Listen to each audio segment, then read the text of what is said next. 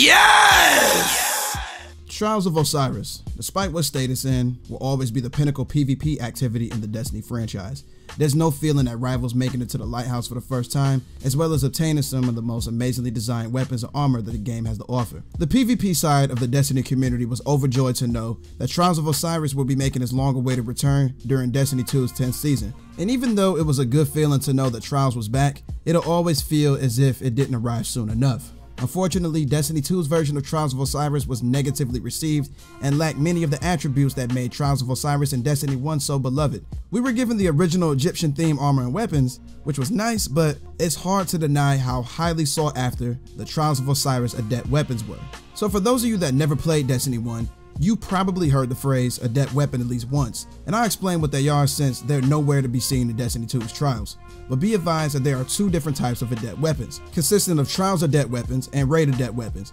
Raid Adept weapons were exotic rarity raid primary weapons with elemental burns. This concept was introduced in year 3 of Destiny 1, and back then Bungie had difficulty with trying to make elemental damage primary weapons and kinetic damage primary weapons coexist in the game, because elemental damage primary weapons at PvE saw a lot more use than the kinetic ones. So when year 3's Age of Triumph event occurred, all 4 D1's raids were brought up to the, at the time, highest light level to drop in-game loot. Raid Adept weapons weren't true exotic weapons at all because they were exactly the same as the original legendary ones, except for, once again, being exotic and having an elemental burn. Bungie wanted elemental damage primary weapons to be a meaningful choice, and making them exotic was the best idea they could think of at the time. However, Trials Adept weapons weren't nearly that different, but they did function differently depending on the era they were released in. Year 1 Adept weapons had random elemental burns, Year 2 Adept weapons had the Last Resort perk as an intrinsic perk, and Year 3 Adept weapons had Snapshot as an intrinsic perk.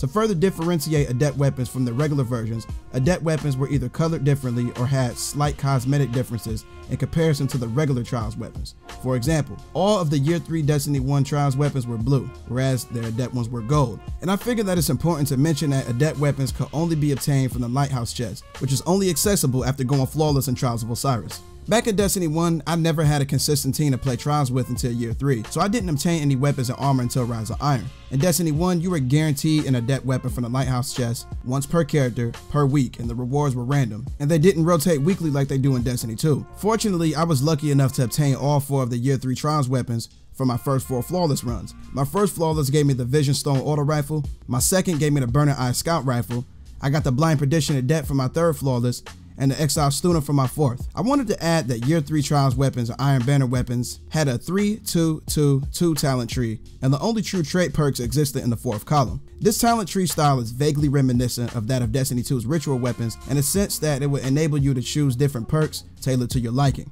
But yeah, in this video, I want to discuss my experiences with these weapons as well as how well they will perform in Destiny 2. So without further ado, let's get it in. Vision Stone is a 600 RPM auto rifle belonging to the same family as Surus Regime, Monte Carlo, and Hardlight. Back in Destiny 1, I was never a fan of auto rifles. I mean, I used them back in Year 1 for a very brief period of time until I found out about pulse rifles, and from that point on, I never really used auto rifles again. The 600 RPM auto rifles, from what I remember, never had a period of time in Destiny 1's Crucible where they were considered meta. 450 RPM auto rifles did, but never the 600, so Monte Carlo and Hardlight never prospered in Destiny 1's PvP like they currently do in Destiny 2's PvP. And at the point in time that I'm recording this video, in Destiny 2's 11th season, 600 RPM auto rifles have been all the rage in Crucible for quite some time now, so if Vision Stone was in Destiny 2, it would be one of the more dominant weapons in the Crucible. Its 2 perks are Rodeo and Crowd Control, and Crowd Control is what the Rampage perk was known as in Destiny 1. Rodeo doesn't exist in Destiny 2, but in a nutshell, it will cause your weapon's bullet grouping to tighten as you fired it, if I'm not mistaken. Now, if you ever used the Outbreak Perfected Pulse Rifle, it's been stated that Outbreak's bursts feel more stiff because it has a hidden rodeo effect applied. Oh man, I was looking forward to talking about Burning Eye and not looking forward to it at the same time. And if you're a regular viewer of my videos, you know how I feel about scout rifles. I love them, but they just aren't viable anywhere in Destiny 2 for the exception of a few. However, back in D1, scout rifles were amazing, especially the 180 RPM scout rifle family, which was my personal favorite scout rifle archetype back then, as well as the archetype that Burning Eye was a part of.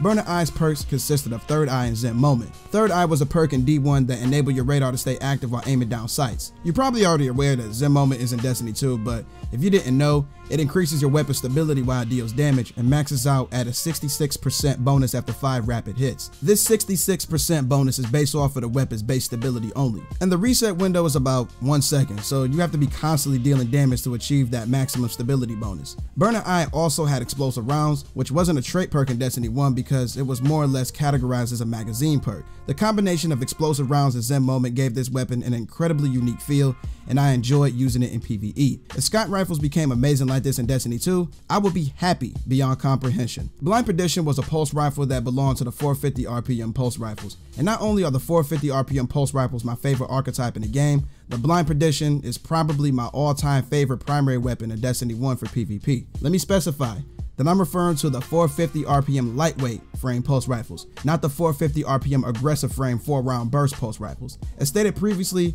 I achieved the Adept version for my 3rd flawless, and from that point on, it became the most consistent pulse rifle that I ever used in Destiny 1's PvP. Blind Perdition's perks consisted of Outlaw and Counterbalance, and I'm pretty sure you know what Outlaw does since this is also a perk in Destiny 2, but as a perk, Counterbalance doesn't exist in Destiny 2.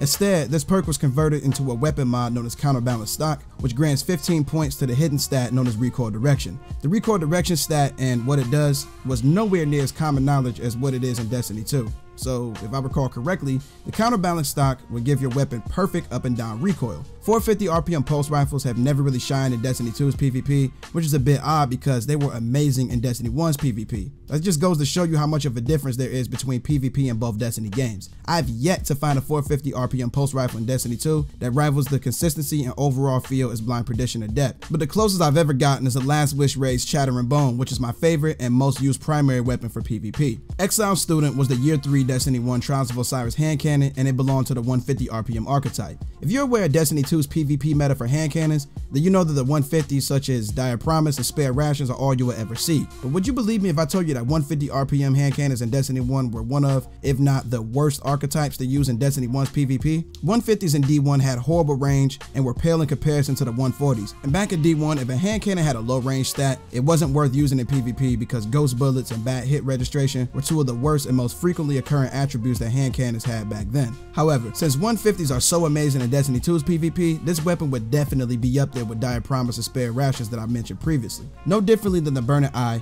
Exile Student also had explosive rounds, but its trait perks consisted of Firefly and Hidden Hand. If you're familiar with Destiny 2's Dragonfly perk, that's what this perk was known as in Destiny 1. Except the D1 version was a significantly more powerful and more sought after perk. Hidden Hand was a perk that would increase the aim assist stat of your weapon, and in Destiny 2 it was converted into a mod known as Targeting Adjuster. Alright everybody, that does it for this one. Destiny 1's Trials weapons were amazing, and I would actually love to see the Year 3 Trials weapons return in Destiny 2 since they came out so late in D1's lifespan. Let me know in the comment section if you agree, and let me know if you would like to see other Trials of Osiris weapons return in Destiny 2. But yeah, if you made it to the end of this video and enjoyed what you watched, do me a favor and thumb rest to that like button until it turns blue. And if you're new to my neck of the woods, go ahead and subscribe to the channel and click that bell icon so you don't ever miss a video of the most elite gaming content. But with that being stated, 1LHD is over and out. Y'all take it easy.